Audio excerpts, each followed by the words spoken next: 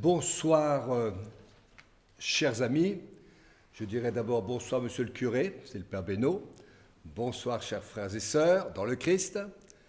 Je suis très heureux de vous accueillir à Notre-Dame de Stockel et très heureux de vous présenter Jacqueline Vranken, qui fait que ça fait certainement une quarantaine d'années qu'on se connaît, puisque nous avons étudié ensemble à l'IET, à l'Institut d'études théologiques chez les Jésuites, au Collège Saint-Michel. Et puis je l'ai retrouvée il n'y a pas si longtemps que ça, hein, ici à Notre-Dame de Stockel.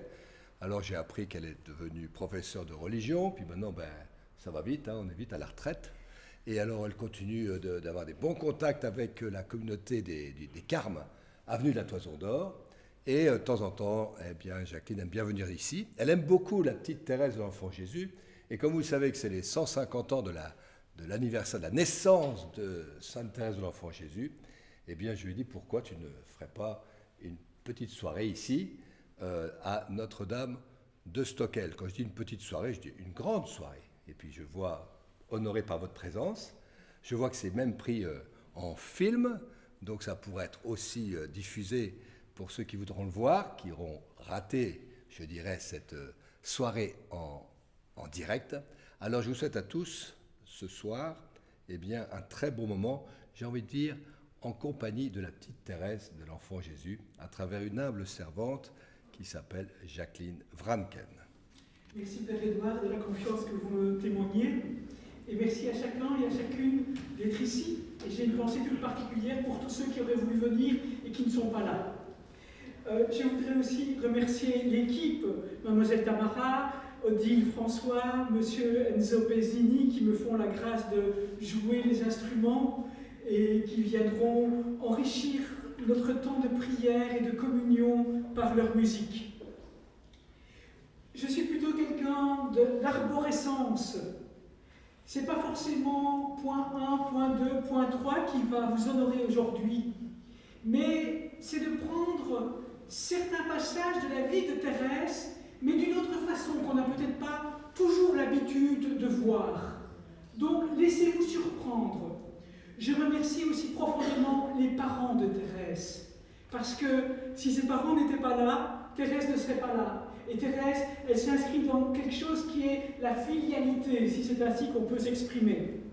Je voudrais aussi honorer tout le travail, ceux qui ont écrit, parce que j'ai travaillé un petit peu le père Marie-Eugène, je ne sais pas si vous le connaissez, qui est un père carme qui a eu vraiment beaucoup de chance, parce qu'il a côtoyé de son vivant les sœurs de Thérèse et le Carmel. Et donc il s'est enrichi de plein de souvenirs que nous n'avons pas dans le livre de Thérèse. Et donc c'est d'une très très très grande richesse. Ton amour a grandi avec moi. Bien sûr, notre Père Saint-Jean de la Croix, j'ai été puisé dans la vive flamme d'amour. Le bon Père Jean-Marie Hainaut, je crois que c'est un petit saint sur notre terre, qui a écrit, et qui est toujours là d'ailleurs sur notre terre, le mystère de la vie consacrée, en consacrant aussi plusieurs pages à Thérèse de l'Enfant Jésus.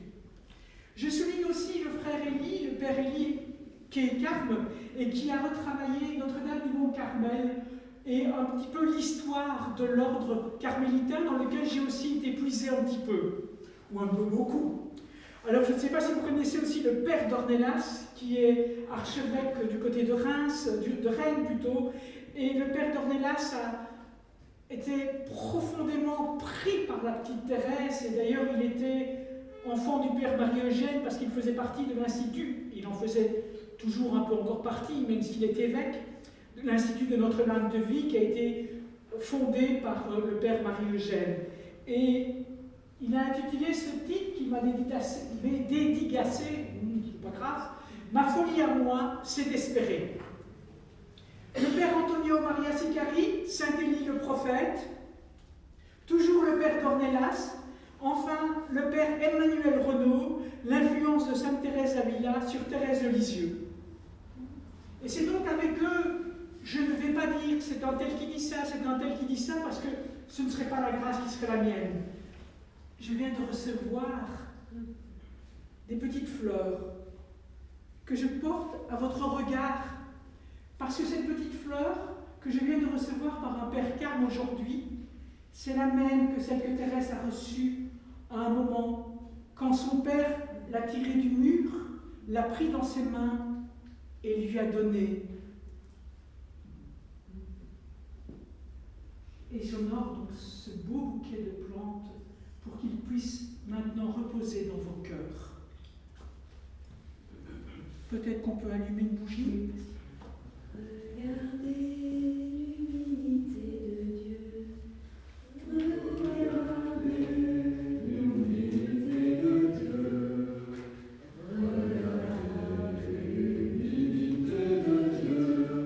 Et faites-lui hommage de vos cœurs. Il est vivant, le Seigneur en présence de qui je me tiens. Voici bien le prophète Élie qui se lève comme un feu, avec sa parole brûlante comme une torche. Le Seigneur questionne. Que fais-tu ici, Élie ? Je suis dévoré d'un zèle jaloux pour le Seigneur, celui qui est Yahvé Sabaoth, le Dieu des armées, le Dieu des armées, contre la guerre intérieure, contre les attaques intérieures. C'est là qu'il est notre Dieu, le Dieu des armées, pour nous désarmer. Je suis dévoré d'un zèle jaloux. C'est là l'attestation de la présence de Dieu, en filigrane dans l'Écriture. Elle germe, elle grandit. Et en réalité, dans la vie de Thérèse, en la vie d'Élie et de son disciple Élisée. Rappelez-vous, vous invoquerez le nom de votre Dieu, et moi, j'invoquerai le nom de Yahvé. Le Dieu qui répondra par le feu, c'est lui qui est Dieu. Thérèse poussera le cri d'Élie. Réponds-moi, Seigneur, réponds-moi, que ce peuple sache que c'est toi, Yahvé, qui est Dieu et qui convertit leur cœur. Et le feu de Yahvé tomba et dévora l'holocauste. Thérèse, se croyant seule un jour à la chapelle, grimpe sur la table du tabernacle, là où il y a le feu divin. Elle frappe à la porte. « Jésus, Jésus, tu es là ? Réponds-moi, réponds-moi. » Et le feu de Yahvé tomba et dévora l'holocauste et le bois. Thérèse s'offrira en victime d'holocauste, mais dans une purification du sens, par une révolution copernicienne. « Ô mon Dieu, m'écriai-je au fond de mon cœur, n'y aurait-il que votre justice qui recevra des âmes s'immolant en victimes ? Votre amour miséricordieux n'en a-t-il pas besoin ? Et de s'offrir dès lors en offrande, en don total d'amour. Et de s'offrir dès lors en offrande, en don total d'amour. Se donner à Dieu pour recevoir l'amour, pour la joie de son Seigneur, non la sienne. Restez en moi, comme au tabernacle. Ne vous éloignez jamais de votre petite hostie.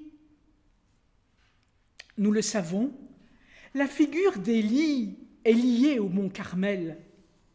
C'est au mont Carmel qu'eut lieu la célèbre dispute avec les prophètes de Baal, qui marqua la puissance de Dieu.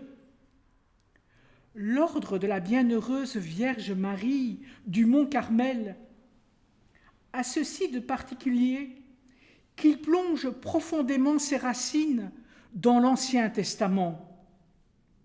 Il est né en Terre Sainte, au mont Carmel, en hébreu Har HaKarmel, qui veut dire vignoble, le jardin de Dieu. C'est une montagne côtière d'Israël, surplombant la mer Méditerranée, un peu plus haut que Nazareth, en Palestine. L'extrémité du mont Carmel domine la splendide baie de Haïfa. Un peu plus loin se trouvent les ruines du premier site de l'ordre des Carmes.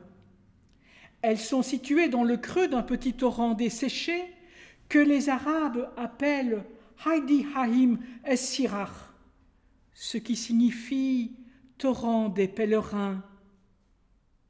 Dans ce lieu, à l'entrée du site, il y a une toute petite source d'eau appelée source d'Élie et aussi une curieuse grotte à double étage que l'on appelait la grotte d'Élie et l'habitation d'Élisée.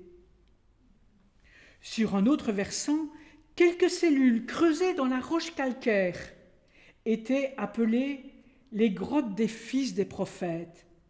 C'est à leur suite qu'il y a eu là les premiers enracinements des pères Carmes. Avançons dans l'histoire et faisons un bond en avant. Thérèse de l'Enfant Jésus de la Sainte Face, docteur de l'Église et maîtresse de vie spirituelle, est digne héritière du Carmel à 3 titres. Elle est fille spirituelle d'Élie, pénétrée de son feu. Elle est formée dans la discipline infusée par Thérèse d'Avila en ses couvents. Elle est nourrie de la doctrine de Saint Jean de la Croix. Élie est le père du Carmel. Des siècles de vie carmélitaine emportent un témoignage constant, donc irrécusable. La jeune carmélite est par conséquent sa fille. Élie est pris par Dieu, arraché à sa famille, saisi par lui, comme Thérèse. Ils vont au désert tous deux, l'un dans le sable aride desséché et l'autre dans un petit Carmel de Normandie.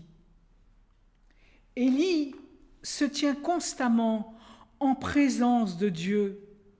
Son cri de guerre, il est vivant. Le Seigneur en présence de qui je me tiens.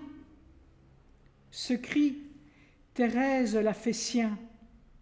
Vivre chaque moment en la douce ou forte présence de Dieu, parfois et ou souvent non ressentie, mais réelle, toujours là.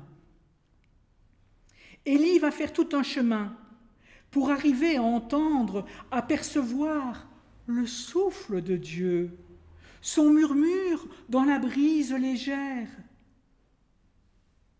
Dieu lui a donné une vision substantielle de lui-même. Tel est Élie, le prophète, à la fois lumière, flamme, action. Son esprit est une réalité vivante qui passe à Élisée, nous le verrons plus loin. Et Thérèse est prise aussi par Dieu en des profondeurs réelles dont elle nous ouvre la porte pour que nous nous y engagions à notre tour, que nous puissions descendre dans ces profondeurs de vie dans lesquelles Thérèse veut nous amener à la suite de tous ses frères et sœurs du Mont Carmel. Thérèse s'est laissée travailler, imprégnée, façonnée par cette présence agissante de Dieu. Ce feu divin qui brûle sans consumer, avec qui en présence de qui elle demeure. Rappelez-vous Moïse, je vais faire un détour pour voir ce qui se passe. Il voit une flamme qui brûle, mais le buisson n'est point consumé. Ce feu divin qui vient nous brûler au plus profond de nos cœurs, mais qui ne veut rien abîmer. Goûtons quelques textes où elle parle de ce feu divin et entrons dans le manuscrit B de Thérèse, petit résumé d'une retraite ou grande avenue de vie spirituelle et humaine. Mais Regardons-le à travers l'axe du feu divin. Au préalable, une lettre du 23 juin au père Rouland, un des prêtres qui lui fut plus particulièrement confié à sa prière. Elle écrit « Je vous en supplie, mon révérend père, demandez pour moi à Jésus de m'embraser du feu de son amour, afin que je puisse ensuite vous aider à l'allumer dans les cœurs. » Dans le manuscrit B, à différents moments, on voit que Thérèse scrute l'écriture, elle cherche. Jésus, Jésus, si je voulais écrire tous mes désirs, il me faudrait emprunter ton livre de vie. Là sont rapportées les actions de tous les saints, et ces actions, je voudrais les avoir accomplies pour toi. Le livre de vie, le père Hénaud de dire, c'est la mémoire de Dieu. Ses désirs lui font souffrir un véritable martyre. Et elle dit, j'ouvris les épîtres de saint Paul afin de chercher quelques réponses. Les chapitres 12 et 13 de la première épître aux Corinthiens me tombèrent sous les yeux. La réponse était claire, mais ne comblait pas mes désirs, elle ne me donnait pas la paix. Comme Madeleine, se baissant toujours auprès du tombeau vide, finit par trouver ce qu'elle cherchait. Ainsi, m'abaissant jusque dans les profondeurs de mon néant, je m'élevai si haut que je pus atteindre mon but. Descendre dans les profondeurs de mon néant, et je m'élevai si haut que je pus atteindre mon but. Magnificat de la Vierge Marie, il s'est penché vers son humble servante. Sans me décourager, je continuai ma lecture, et cette phrase me soulagea. Recherchez avec ardeur les dons les plus parfaits, mais je vais encore vous montrer une voie plus excellente encore. Et l'apôtre explique comment les dons les plus parfaits ne sont rien sans l'amour. Que la charité est la voie excellente qui conduit sûrement à Dieu. La charité me donna la clé de ma vocation. Je compris que si l'Église avait un corps composé de différents membres, le plus nécessaire, le plus noble de tous ne lui manquait pas. Je compris que l'Église avait un cœur et que ce cœur était brûlant d'amour. C'est la source d'Élie, du jaillissement du feu d'amour, du feu divin. Je compris que l'amour seul faisait agir les membres de l'Église, que si l'amour venait à s'éteindre, les apôtres n'annonceraient plus l'Évangile, les martyrs refuseraient de verser leur sang. Je compris que l'amour renfermait toutes les vocations, que l'amour était tout, qu'il embrassait tous les temps et tous les lieux. En un mot, qu'il est éternel.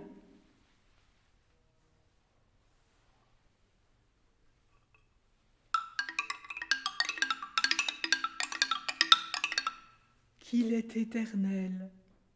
Alors, je me suis écrié, « Ô Jésus, mon amour, ma vocation, enfin je l'ai trouvée. Ma vocation, c'est l'amour. » Oui, j'ai trouvé ma place dans l'Église. Et cette place, ô mon Dieu, c'est vous qui me l'avez donnée. Dans le cœur de l'Église, ma mère, je serai l'amour. Ainsi, je serai tout. Ainsi, Mon rêve sera réalisé. Dressons l'oreille, écoutons avec le cœur. Ô phare lumineux de l'amour, je sais comment arriver jusqu'à toi. J'ai trouvé le secret de m'approprier ta flamme. J'ai trouvé le secret de m'approprier ta flamme. Comme Marie-Madeleine descendant jusque dans le cœur de son néant et l'offrant au Seigneur, je sais comment arriver jusqu'à toi. Je ne suis qu'une enfant, impuissante et faible. Cependant, c'est ma faiblesse même qui me donne l'audace de m'offrir en victime à ton amour, ô Jésus. À la loi de la crainte a succédé la loi de l'amour, et l'amour m'a choisi pour holocauste. Moi, faible et imparfaite créature, ce choix n'est-il pas digne de l'amour? Oui, pour que l'amour soit pleinement satisfait, il faut que cet amour s'abaisse, s'abaisse, s'abaisse jusqu'au néant, et qu'il transforme en feu ce néant. Si loin que nous soyons, il nous transformera en flamme d'amour. Nous voyons tout ce chemin parcouru. Oui, c'est le Seigneur qui convertit les cœurs. C'est le Seigneur, ce feu brûlant d'amour. Et il nous faut passer par bien des purifications pour laisser œuvrer les miséricordes de Dieu en nous, pour s'approcher de lui, pour monter vers lui, tel Élie, Élisée, Saint Jean de la Croix, et pour descendre avec Thérèse de Lisieux, afin d'entendre et de vivre dans les profondeurs révélées de son néant, de la brise légère, du souffle de Dieu. Thérèse avait pris ses notes lors d'une retraite avec le père Pichon, un accompagnateur de la famille. Quand le feu de l'amour est dans un cœur, tous les meubles volent par la fenêtre. Quand le feu de l'amour est dans un cœur, tous les meubles volent par la fenêtre. C'est là l'œuvre de purification, douce miséricorde de Dieu à notre égard. Au Carmel, tout est organisé pour ce chemin, cette rencontre avec le Dieu vivant, pour vivre en sa présence, accueillir son amour et le déverser sur autrui. Laissons-nous remplir par la roua, ce souffle de Dieu, cette brise légère, sa tendresse.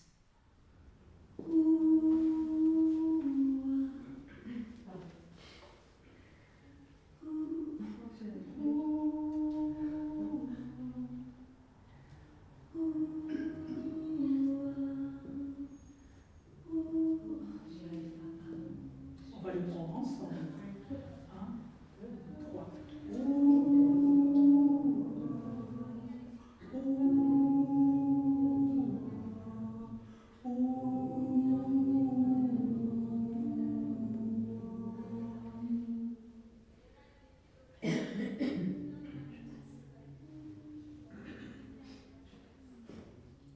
Au soir d'amour, parlant sans parabole, Jésus disait « Si quelqu'un veut m'aimer, toute sa vie qu'il garde ma parole. Mon Père et moi viendrons le visiter, et de son cœur faisant notre demeure, venant à lui, nous l'aimerons toujours. Remplis de paix, nous voulons qu'il demeure en notre amour. Ah, tu le sais, Jésus, je t'aime. L'esprit d'amour m'embrase de son feu. C'est en t'aimant que j'attire le Père. Mon faible cœur le garde sans retour. L'esprit d'amour m'embrase de son feu. Il y a un trait bouleversant et important aussi encore et toujours dans la Bible. Élie ne meurt pas. Il est enlevé aux cieux dans un tourbillon de feu par un char de chevaux de feu. Il ne meurt pas.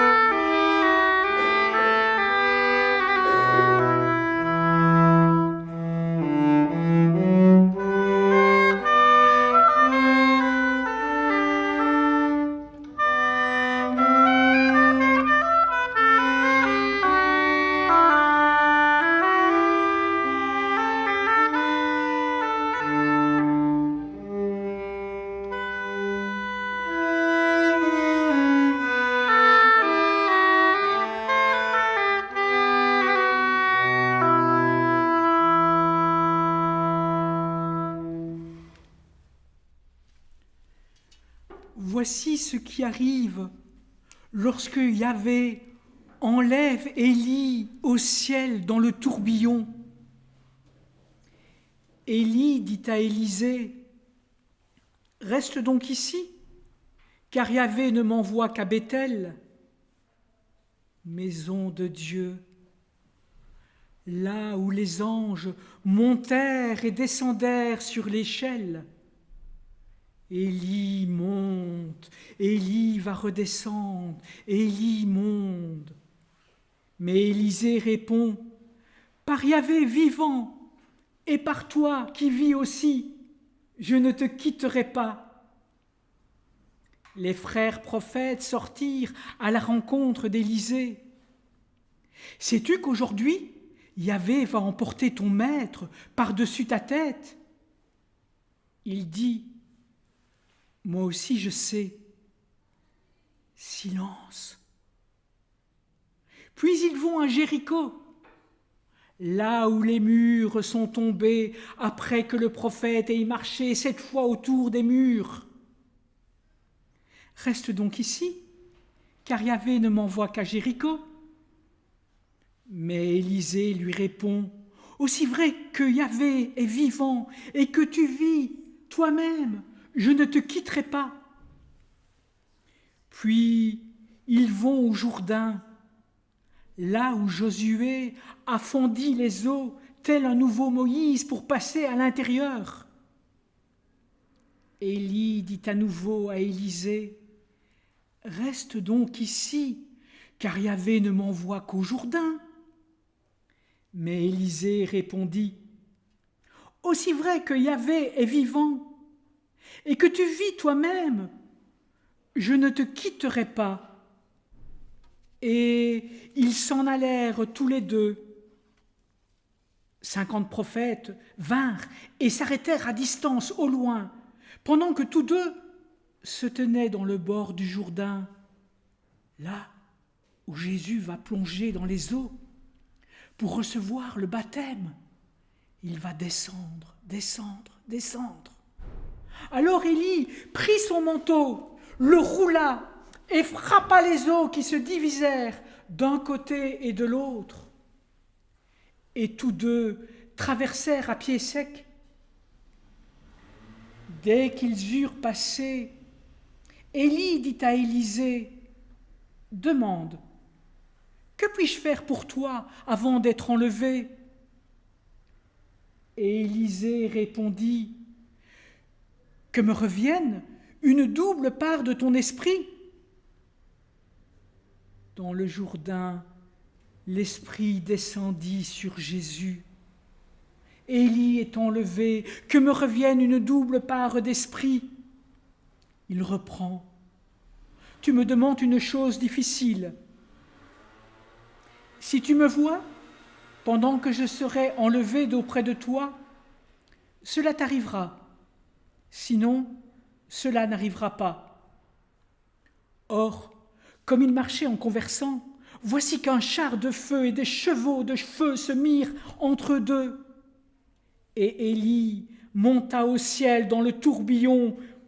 Élisée voyait, il criait, « Mon père, char d'Israël et son attelage !»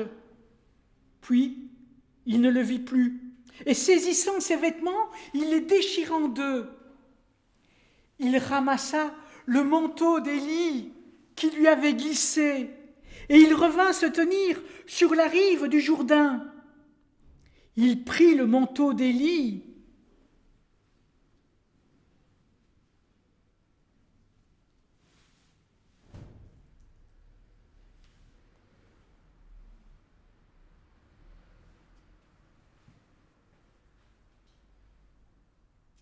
Il frappa les eaux, et les eaux se divisèrent d'un côté et de l'autre, et Élisée traversa, tel un nouveau Moïse, en ouvrant la voie vers la terre promise.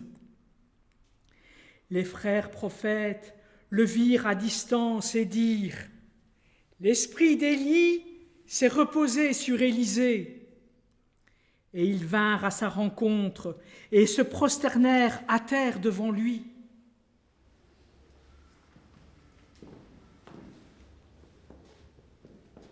Le Carmel féminin de la rue de Lausanne, mais qui n'était pas à l'époque à la rue de Lausanne, a été fondé par Anne de Jésus. Alors je voudrais vous passer un petit passage de la rencontre de Thérèse d'Avila et de Anne de Jésus quand Thérèse d'Avila a quitté le Carmel pour repartir vers d'autres destinées. Au moment de leur dernière rencontre, Thérèse aura un geste symbolique envers Anne de Jésus, un peu semblable à celui d'Élie envers Élisée. Au moment du départ de Thérèse, celle-ci dit à Anne, « Échangeons nos manteaux, ma fille. Prenez le manteau neuf et plus commode pour vous, qui êtes jeune, et donnez-moi le vôtre. Comme il est vieux et usé, il me convient très bien. » 1545, Anne de Jésus. Donnez-moi votre manteau, le manteau de la Vierge Marie.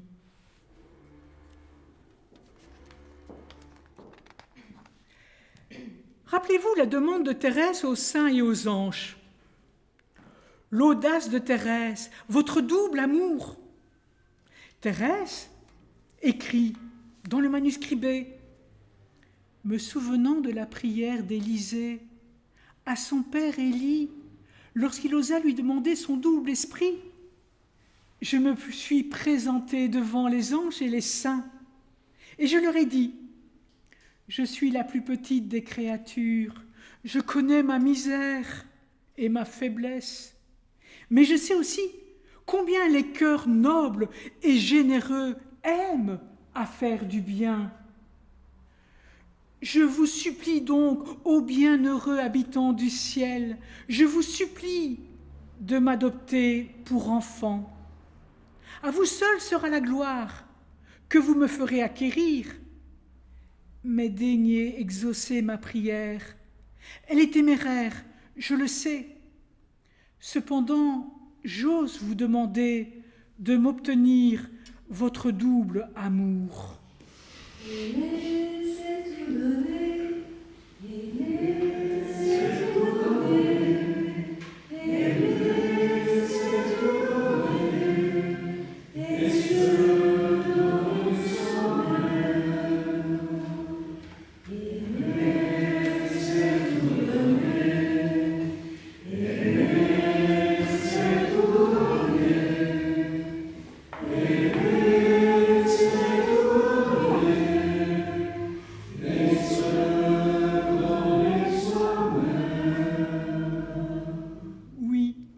L'esprit d'Élie revit dans toute la descendance carmélitaine, et elle est venue s'épanouir en l'âme de sainte Thérèse, en double amour.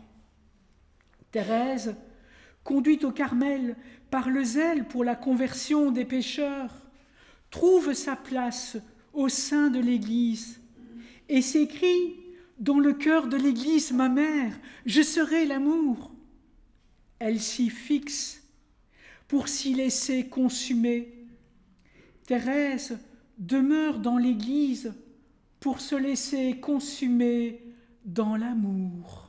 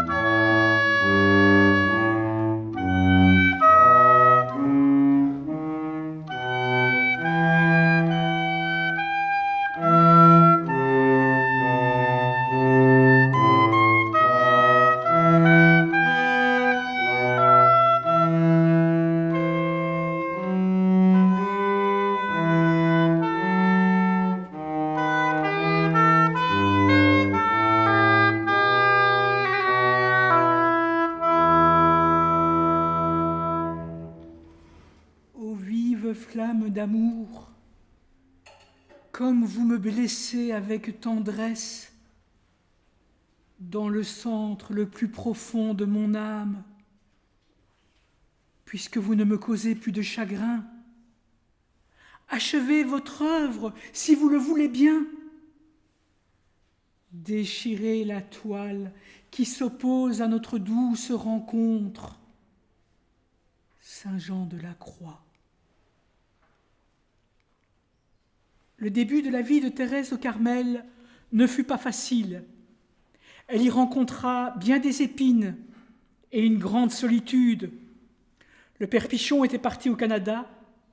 Ces vérités de mère Marie Gonzague, la prieure de l'époque. Silence avec ses sœurs Marie et Pauline. Thérèse se trouve ainsi isolée. Que va-t-elle faire dans cet abandon ? À l'oraison, elle connaît la sécheresse. Jésus ne me dit rien, écrit-elle. C'est alors qu'elle découvre Saint Jean de la Croix. Ah, que de lumière n'ai-je pas puisé dans les œuvres de notre Père Saint Jean de la Croix. À l'âge de 17-18 ans, je n'avais pas d'autre nourriture spirituelle. Mais plus tard, tous les livres me laissèrent dans l'aridité et je suis encore dans cet état. Si j'ouvre un livre composé par un auteur spirituel, même le plus beau, le plus touchant, je sens aussitôt mon cœur se serrer et je lis sans pouvoir comprendre. Ou si je comprends, mon esprit s'arrête sans pouvoir méditer. Dans cette impuissance, l'Écriture sainte et l'imitation viennent à mon secours. En elle, je trouve une nourriture solide et toute pure. En attendant, elle lit Saint Jean de la Croix, qui lui donne la confirmation des intuitions spirituelles qu'elle a en elle-même, qu'elle sent dans son âme sur l'amour de Dieu. Saint Jean de la Croix lui ouvre les portes. Saint Jean de la Croix souligne l'amour infini qui veut se donner, qui est diffusif de soi, dira saint Thomas d'Aquin. Dieu veut se donner, Dieu veut se communiquer, et l'âme se voit tout embrasée d'amour par cette union divine où elle est parvenue. Thérèse recevra de lui aussi des conseils sur le développement de la charité, de l'amour. Thérèse porte dans son bréviaire, son livre de prière, une image sur laquelle elle a transcrit de lui une affection est bonne lorsqu'elle oriente vers Dieu. Thérèse vit de Saint Jean de la Croix. Elle apprend par cœur des pages du saint. Et quand elle sera maîtresse des novices, sans en avoir le titre pour ne pas blesser les susceptibilités, Thérèse donnera là ce qu'elle sent. Je vais laisser le bon Dieu m'aimer tant qu'il voudra. Elle donne ce qu'elle expérimente. Et quand on lui pose des questions, elle cite par cœur des passages de Saint Jean de la Croix, comme fréquemment en récréation, car c'est de cela qu'elle vit. Elle lit la vive flamme d'amour. Et cela convient tout à fait à son âme qui traverse une nuit spirituelle profonde, comme son père Saint Jean de la Croix, qui au cœur du cachot où il est enfermé par ses frères, écrira sur des morceaux de papier dans la pénombre de celui-ci ses plus belles œuvres. La vive flamme d'amour est plus tard une de ces dernières œuvres que nous ayons. Ô vive flamme d'amour, comme vous me blessez avec tendresse, dans le centre le plus profond de mon âme, puisque vous ne me causez plus de chagrin, achevez votre œuvre si vous le voulez bien. Déchirez la toile qui s'oppose à notre douce rencontre. L'âme se voit tout embrasée d'amour par cette union divine où elle est parvenue. Regardons une bûche de bois au contact avec le feu. Comme l'âme sera au contact avec le feu de Dieu, que se passera-t-il? La bûche est là, en son état abrupt. Et puis, petit à petit, elle se réchauffe, ça craque de partout. Des scories éclatent, l'humidité sort. Petit à petit, la flamme qui est là l'entoure, la pénètre, le bois devient feu. Il prend, il devient incandescent. Et à son tour, il laisse jaillir des flammes. C'est là la comparaison que prend Saint Jean de la Croix. Lui qui est à l'origine de la réforme avec Thérèse d'Avila de la vie carmélitaine, dont il veut, en la grâce de Dieu, mettre le feu divin dans les âmes, parce qu'il en vit lui-même, il la communique. Ô vive flamme d'amour, comme vous me blessez avec tendresse, l'âme, voulant montrer et exalter ses sentiments et son estime pour les faveurs dont elle parle, se sert dans chacune des strophes des exclamations « Oh, combien !» comme, qui signifie toute l'ardeur de son amour. Elle emploie aussi l'exclamation « Oh !» pour que soit bien persuadé de l'intensité de ses désirs et de ses prières. Ô vive flamme! Ce n'est pas qu'un mot, ça jaillit du fond de son cœur pour le sortir, pour qu'on soit sûr de l'intensité de sa prière. Cette flamme d'amour, nous dit saint Jean de la Croix, est l'esprit de son époux, c'est-à-dire l'Esprit Saint.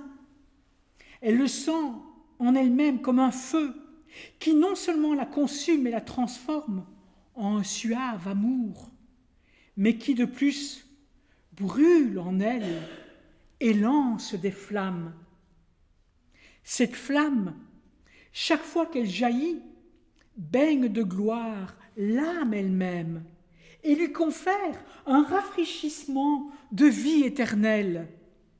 Telle est l'opération du Saint-Esprit dans l'âme transformée en amour. Elle produit des actes intérieurs qui jettent des flammes, qui sont toutes brûlantes d'amour. La volonté s'y unissant aime d'une manière très élevée, parce que la volonté elle-même est transformée en amour avec cette flamme. Voilà pourquoi ces actes d'amour sont du plus haut prix. Le bois enflammé diffère de la flamme, car la flamme est un effet du feu dont il brûle. Aussi, pouvons-nous dire de l'âme qui est dans cet état de transformation d'amour. Petit à petit, elle se remplit d'amour. Thérèse d'Avila dira qu'il est de la plus grande nécessité de poser des actes d'amour. Ces actes d'amour vont réchauffer notre âme et vont permettre à notre âme de recevoir le feu divin qui va jaillir par sa grâce. Saint Jean de la Croix, l'âme contracte l'habitude même de l'amour. Elle devient comme une bûche incandescente jusqu'au moment où elle est embrasée, jusqu'au plus profond d'elle-même, dans le centre le plus profond de mon âme, puisque vous ne me causez plus de chagrin, achevez votre œuvre. L'âme voit cette flamme délicate d'amour dont elle brûle, la glorifier, pour ainsi dire, d'une manière suave et forte. Chaque fois qu'elle en est absorbée, il lui semble qu'elle va lui ouvrir la porte de la gloire et de la vie éternelle. En brisant la toile de cette vie mortelle, l'amour n'est jamais en repos. Il est au contraire toujours en mouvement, comme la flamme qui se porte toujours ici et là. Or, dans la nature de l'amour, c'est de provoquer l'amour et de communiquer ses délices.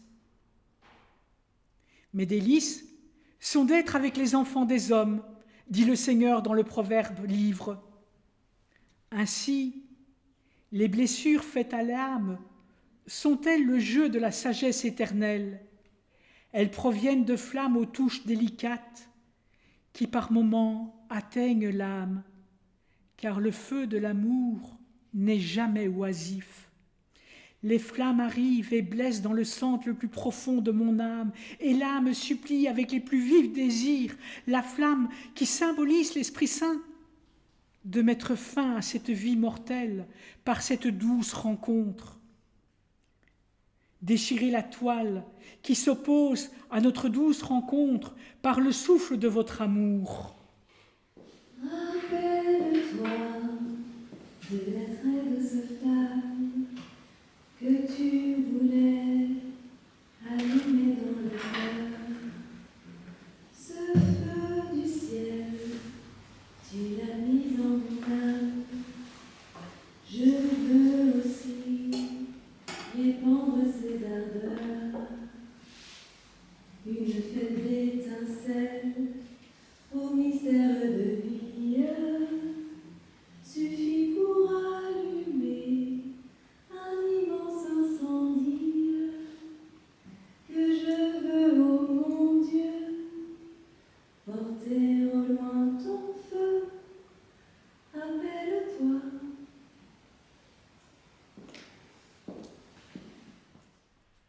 Rappelle-toi, rappelle-toi. Si vous connaissez un peu Thérèse de l'Enfant Jésus de la Sainte Face, vous pouvez percevoir combien les paroles et la vie profonde de Saint Jean de la Croix, elle les a fait siennes en toute sa vie. La nuit spirituelle, assise à la table des pécheurs, les actes d'amour, la sœur indélicate et difficile, la contemplation prolongée et parfois endormie au tabernacle, les petits gestes pour réchauffer son âme. Thérèse de dire en ses poésies « J'ai vu brûler la flamme de l'amour, je sens brûler mon cœur d'une nouvelle flamme. Flamme d'amour, consume-moi sans trêve. »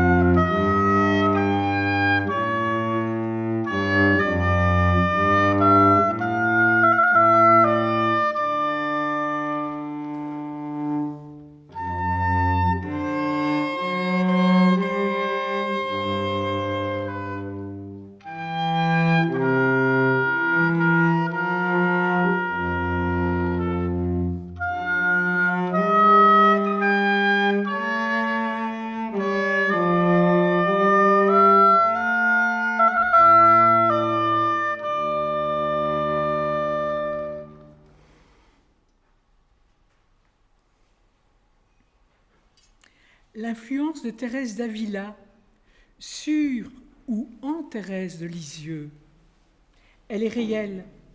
Déjà enfant à l'église, quand le prédicateur parlait de Sainte Thérèse, son papa se penchait et lui disait tout bas « Écoute bien ma petite reine, on parle de ta sainte patronne. » J'écoutais bien en effet, mais je regardais papa plus souvent que le prédicateur. Sa belle figure me disait tant de choses. Parfois, ses yeux se remplirent de larmes qu'il s'efforçait en vain de retenir. Il semblait déjà ne plus tenir à la terre, tant son âme aimait à se plonger dans les vérités éternelles.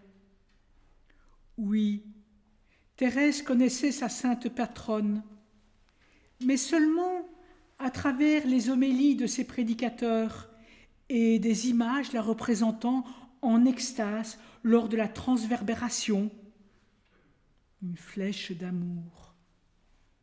À 13-14 ans, elle s'est mise à lire l'histoire de Sainte Teresa d'après les bollandistes. Plus de 500 pages dans la nouvelle édition, mais à l'époque de Thérèse, 1045 pages. De 1886 à 1887 furent là ses lectures. Elle n'en parle pas beaucoup, mais probablement parce que cela lui tenait fort à cœur. Elle a sûrement médité longuement et profondément ce livre dans son désir d'aller au Carmel. Au parloir, avec ses deux sœurs, il y avait des échanges, parfois sur Teresa, mais entremêlés de souvenirs familiaux. Dans ses écrits, il y a plus de 40 extraits de la Sainte. Thérèse de Lisieux avait une très bonne mémoire. Plus tard, elle cite des citations de la Madré sans avoir le livre sous les yeux. Pour entrer plus pleinement dans la pensée et la vie de la réformatrice, ce sera son entrée au Carmel de Lisieux qui lui donnera toute la dimension communautaire sous l'autorité d'une prieure. Le silence et la clôture et la solitude de celle-ci, l'ambiance conviviale et fraternelle des carmélites, en suivant l'observance de la règle au rythme de l'Église et de l'ordre. L'esprit de la Madré animait tous les Carmels, à travers la règle reçue, mais aussi et surtout par sa maternité spirituelle. Teresa est présente dans la vie de ces moniales. Le père Marie-Eugène dit d'elle: Thérèse d'Avila, appelée Thérèse de Jésus, est avant tout mère. Elle écrit pour remplir une fonction particulière de sa maternité. Or, la fonction essentielle de la mère est de contribuer à la production et au développement de la vie. Son influence se situe donc dans des régions profondes d'où la vie jaillit et d'où jaillissent les comportements intérieurs, les modes naturels d'être et d'agir. Teresa, prenant conscience de la grâce filiale qui la rattachait aux ermites qui vivaient sur le mont Carmel, a recréé dans son âme l'esprit d'Élie en sa pureté primitive, première. Dans les monastères de Thérèse d'Avila, c'est l'esprit de contemplation et le zèle d'Élie en toute sa force et plénitude qui est présent, parce qu'elle a organisé tout son Carmel pour son parfait épanouissement. Tout est organisé pour favoriser l'intimité silencieuse avec Dieu, le lieu, le cadre, la clôture, les récréations, avec un équilibre formidable pour conduire ses sœurs, ses filles et nous-mêmes vers le sommet de l'union. Thérèse d'Avila, mère, engendre la vie. Elle est maîtresse et organisatrice. Elle puise dans la grâce filiale qui l'unissait à Élie pour transmettre cet héritage dans les Carmels pour l'Église. Tout est mis en œuvre pour favoriser l'union de l'âme avec le bien-aimé. C'est le plus important, l'union de l'âme avec le bien-aimé. La petite Thérèse, toute jeune, lors de son voyage en Italie, reconnaît que la réformatrice avait raison de demander à ses filles de prier pour les prêtres. Elle va être fidèle à l'esprit de contemplation et à la règle. Et quand elle sera au Carmel, avec sa sœur Pauline, sa petite mère de jadis, elle ne lui parlera pas d'elle-même par fidélité à la règle. Dans sa lettre 198, au père Maurice Bellière, un missionnaire confié à sa prière, elle reprend les mots de sainte Thérèse d'Avila. « Je donnerai 1000 vies pour sauver une âme. » Elle écrit « Vous le savez, une carmélite qui ne serait pas apôtre s'éloignerait du but de sa vocation et cesserait d'être une fille de la séraphique Thérèse d'Avila qui désirait donner 1000 vies pour sauver une seule âme. » Thérèse goûte certaines grâces dont parle la Madré, mais de façon fugitive. Son chemin est beaucoup plus un chemin ordinaire qui nous est commun. Arrêtons-nous un moment sur le symbole de l'aigle et du petit oiseau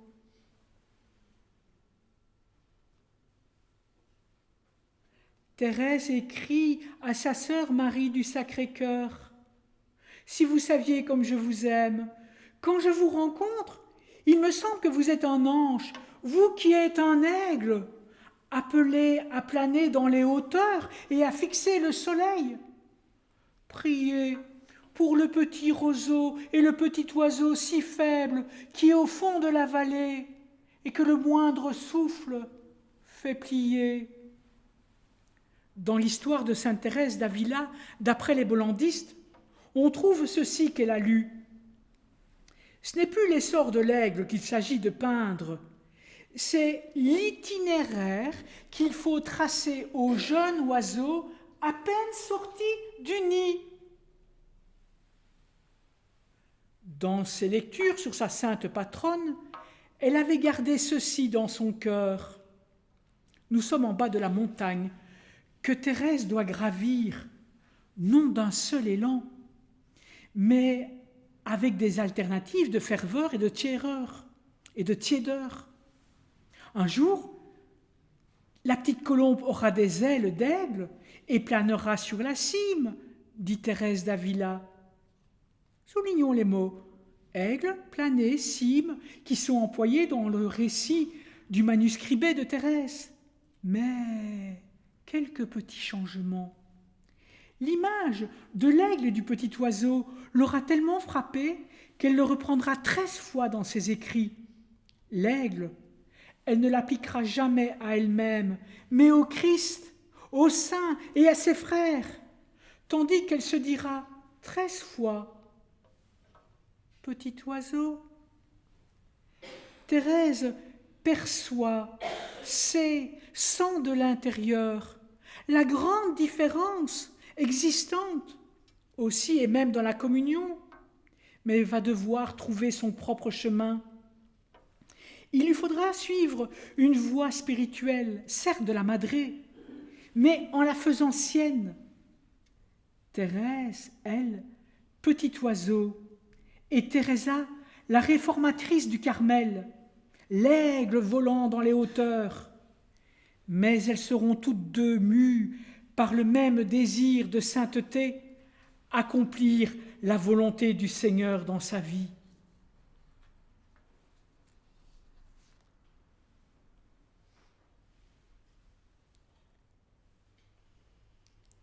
Je regarde l'heure qui passe, et j'aurai encore tant et tant et tant de choses à dire que je dois passer un petit peu. Il faudra revenir. Mais je continue encore. Comme nous l'avons dit tout à l'heure, Thérèse Novice va bénéficier d'une grâce mystique dans la grotte de Sainte-Madeleine. Vous vous rappelez, Marie-Madeleine? Je dois me baisser. Et c'est là qu'elle va recevoir une grâce mystique, au fond du petit cimetière du monastère. Pendant matine, elle me parla de ses oraisons d'autrefois. Le soir, pendant le silence d'été, et me dit avoir compris par expérience ce qu'est un vol d'esprit. Il y avait comme un voile jeté pour moi sur toutes les choses de la terre. J'étais entièrement cachée sous le voile de la Vierge Marie.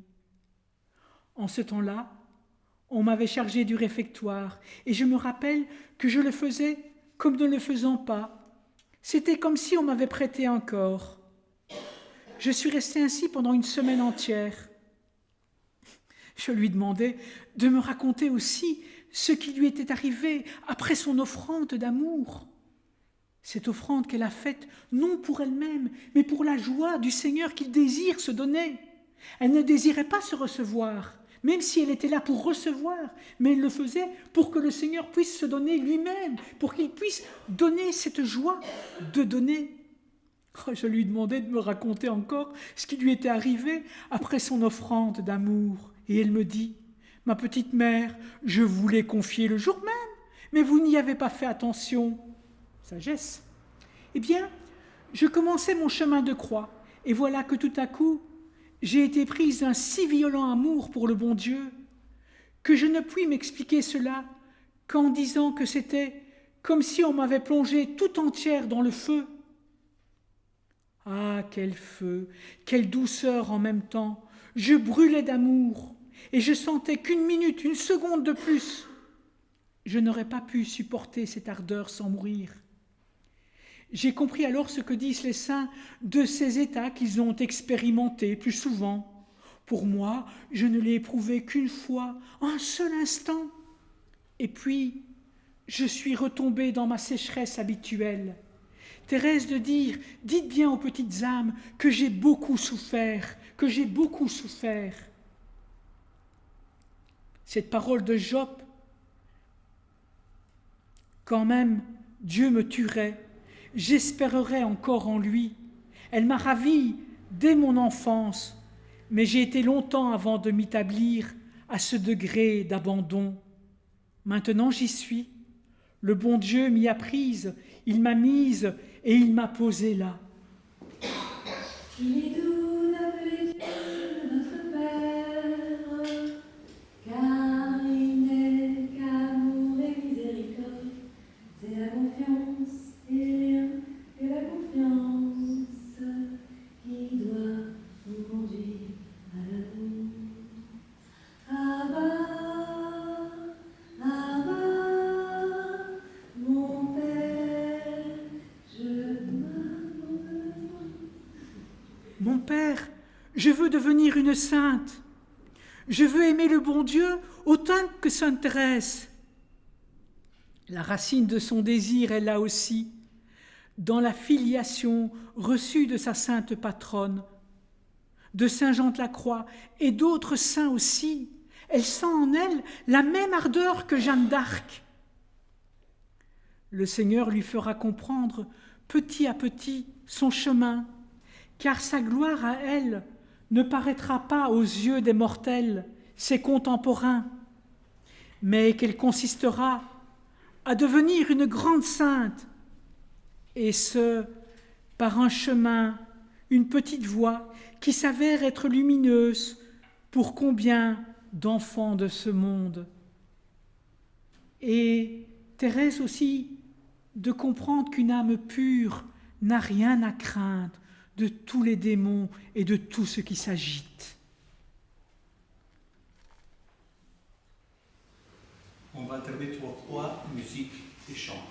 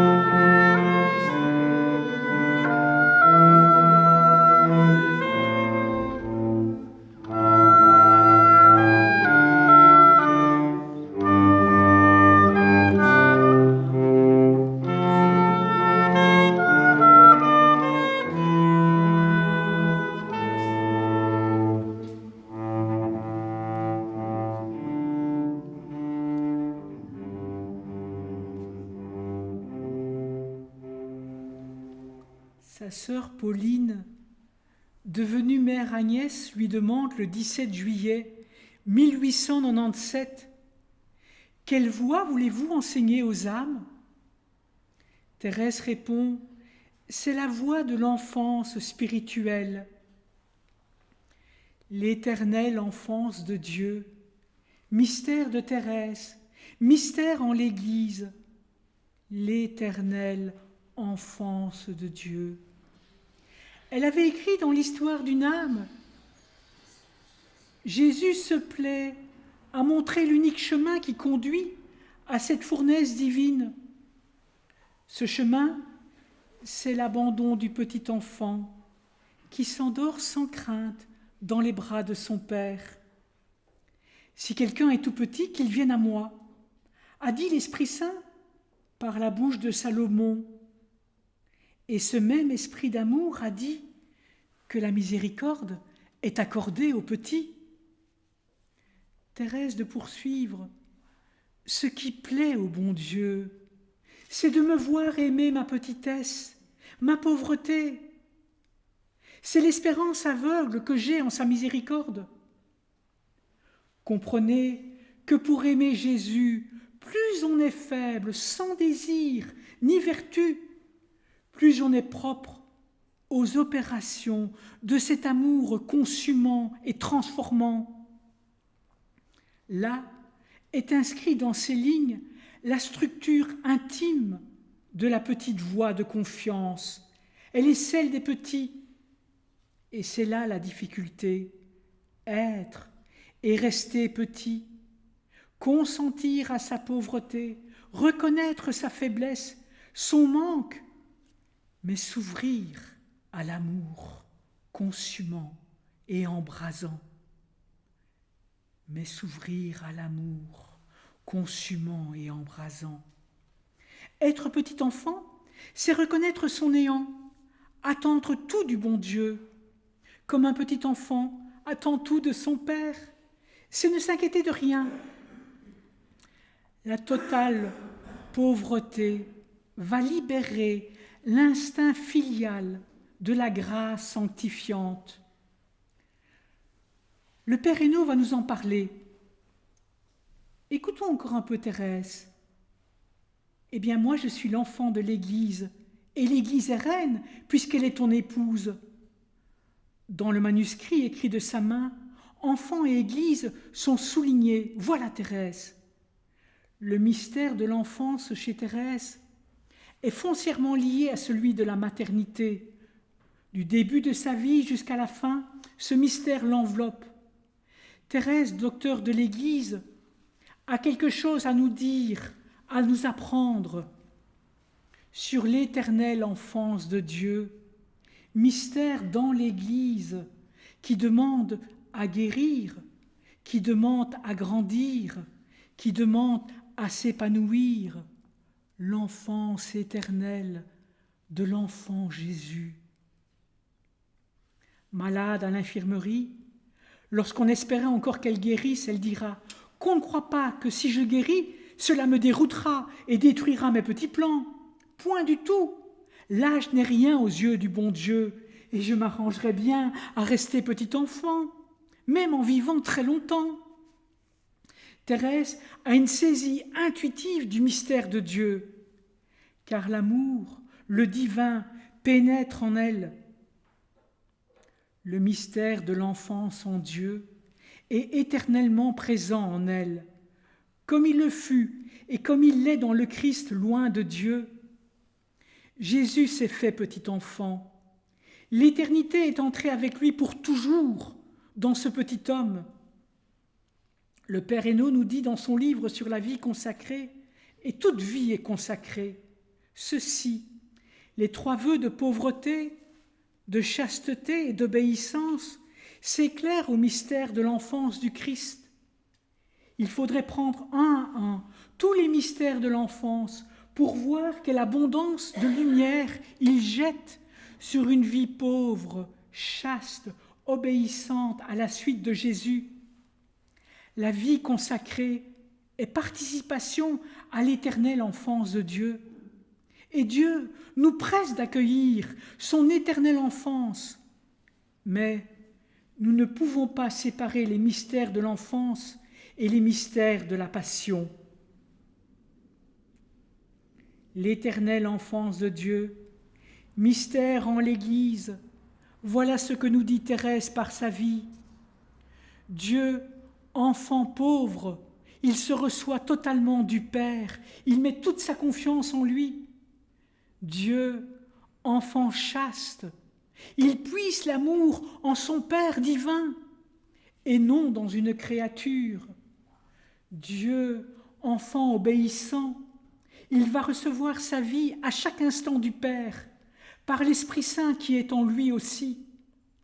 Mais ce mystère est intrinsèquement lié à la passion. Thérèse de l'Enfant Jésus de la Sainte Face nous le redit. Et quand son père malade perd l'esprit, celui-ci lui donne la dernière leçon de la vie. Elle y voit dans son Père le Fils qui s'abandonne au Père éternel. Le Christ accomplira tout en son cri. « Père, en tes mains, je remets mon esprit. » C'est pourquoi il nous importe à nous, à l'Église, de demeurer en ce mystère de l'enfance éternelle. Ce n'est pas de l'enfantillage, c'est une force qui purifie non seulement l'espérance, car la pauvreté reconnue et aimée est une purification de l'espérance. Mais cette force, cette vérité, nous met aussi dans l'ascenseur éternel, les bras de Jésus, et nous protège de toute dérive. Consentir à rester petit, laisser Dieu se déverser en nous pour son bonheur, car il trouve ses délices dans les enfants des hommes. Consentir à rester petit. Vous serez vraiment grand dans la mesure où vous êtes petit. Vous serez vraiment grand dans l'amour. Vous serez vraiment dans l'amour. Lorsqu'un regard d'enfant nous croise, n'avons-nous pas le sentiment d'être touchés par un ailleurs, pourtant proche, qui n'est pourtant pas point passager? À travers lui, n'est-ce pas notre origine qui nous fait signe? Il nous arrive de nous souvenir parvenus à l'âge adulte, avec émotion de notre enfance. Certains même diront qu'ils veulent retrouver ce paradis perdu. Mais la vérité, c'est que nous vivons à ce moment-là, c'est bien plus qu'une nostalgie du passé, c'est une espérance. L'espérance d'être un jour en plénitude enfant. L'espérance d'être un jour en plénitude enfant. Cette espérance ne sera pas déçue.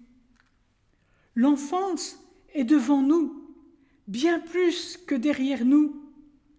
L'espérance d'être un jour enfant.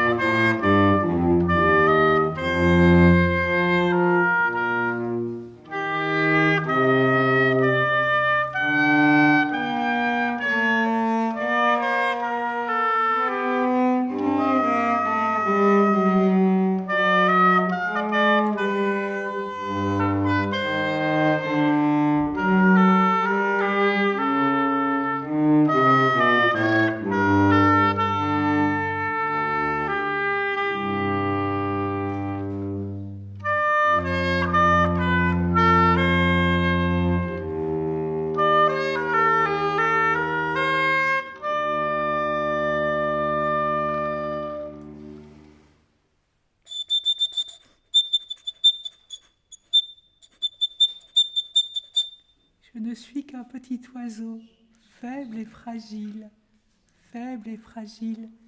mais la vive flamme d'amour est là présent dans tous nos cœurs et veut se déverser sur chacun, chacune d'entre vous. Quand je priais ce moment, j'avais vraiment envie de l'offrir pour l'Ukraine et la Russie. Et je voulais aussi profondément remercier les parents de Thérèse. Et maintenant, je vais demander au Père Édouard, avec le Père Alexandro, de venir devant, le Père Bruno aussi, pour nous bénir.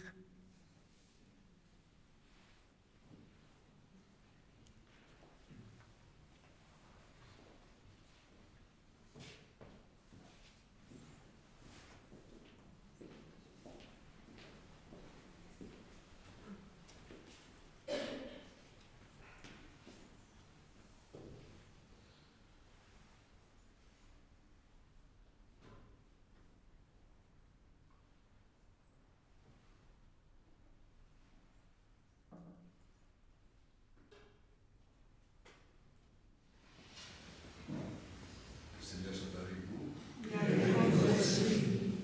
Dieu Tout-Puissant vous bénisse et vous garde dans son amour et dans sa paix. Le Père, le Fils et le Saint-Esprit. Allez demeurer dans la paix du Christ.